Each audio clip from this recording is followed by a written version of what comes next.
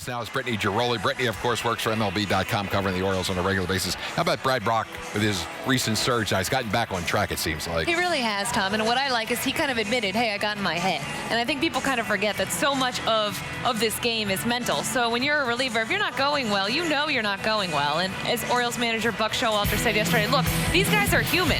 So having Brad Brock back, when you look at what he's been able to do over these last two games, he looks like the Brad Brock of the first half of last season. He did have some struggles, and they badly need him, especially without Zach Britton. But I think for him, mentally, as he mentioned, getting out of his head, having these two good outings, I think they really, really are encouraged by that. And they're hoping that Brad Brock is back to where Brad Brock was a year ago, which was such an important part of this bullpen. And right now, let's face it, he's trying to fill the shoes of Zach Britton, Tom. It's not an easy task to fill by any means. So he cannot struggle at this point. There's so little breathing room for a guy like Brad Brock. I think these two games have been critical for him. The mindset of a closer, too, has really got to be something that really you can overcome, you know, the negativity if you have blow a save. Yeah, absolutely. I think you've seen it with a lot of these guys. Darren O'Day struggled for a while. Michael Givens has had his fair share of struggles, including last night.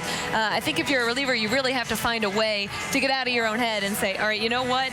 I know I can do this. I know I've been good before, and I will be again, and truly forget about anything else. How about Wellington Castillo? What a performance over the last week or so. Seriously. I know. I like how they're calling him Beef now. You know, what do you think of that? It's an interesting name. He said he likes it, so I think they're okay with that. But Orioles manager Buck Showalter admitted he didn't know Castillo was this good. So he had to do a lot of research. He talked to guys. He asked around baseball. He said that watching Castillo be the guy for Team Dominican in the WBC was huge. They had a lot of guys to pick from. But when you look at Castillo, he's in that lineup again today because how can you sit him? He's been so good. He's got good at-bats off of Blue Jay starter Marco Estrada. He's got a career-high 9-game hit streak. He's had RBIs in 6 consecutive games. So that pitch last night kind of had a lot of late life on it. And you look at Blue Jays reliever Matt Barnes, that's not an easy pitch by any means. And Castillo was able to do some damage. So he's swinging the bat so well right now. You've got to play him, whether he's behind the plate or not. He needs to be in the Orioles lineup. Such a lift. A lot of the guys have talked about how he's always smiling, such a hard worker. He's done a great job fitting in. Obviously, hitting like he's hitting has certainly helped that as well. No, the Orioles radio voice is calling him well done Wellington. Joe Angel made that one. But let's talk a little bit about the Orioles' record in the American League East. I mean, it's just fabulous right now. They are. They're terrific. When you look at what they've been able to do, 7-1 against Toronto, 17-9.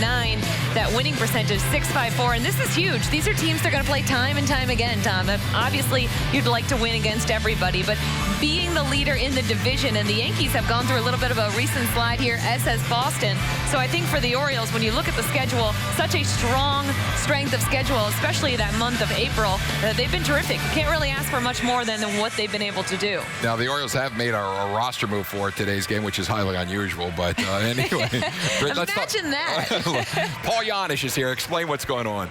Yeah, Ryan Flaherty, a little bit of shoulder tendonitis. If you recall, in spring, they shut him down a little bit. He was dealing with that. Hasn't gotten a whole lot better. Paul Janisch is here. He's playing in place of shortstop J.J. Hardy today, who's a guy who I think they're trying to rest a little bit more early on in the season. He also got last Sunday off, if you remember. So they are adding a defensive-minded player in Janisch, a veteran guy, and someone they really trust to get the job done. Brittany, when you look at the Orioles right now, first place, half game in front of the Yankees and all, about a quarter of the way through the season, what are your impressions of what the Orioles have been able to accomplish? I think they've exceeded most people's expectations, Tom. When you look at what they've been able to do, the pitching has had some rough stretches, yes, absolutely. But that month of April, the way they jumped out, they had the best record in baseball for a while. So if you're an Orioles fan, I think you really can't complain, especially because, yes, the bullpen has struggled, but they're missing all-star closer Zach Britton. So all in all, if you look at the Orioles right now, they're in a good position, that quarter mark. They've had a lot of guys underperform. They're still not hitting on a consistent basis like you would expect them to, but that's all sort of coming. So I think you would sign up probably 2 months ago to have the Orioles where they are right now. I think it's very encouraging on all fronts. Brittany, always enjoy the conversation with Brittany Ghiroli from MLB.com, and check her out. Covers the Orioles on a regular basis.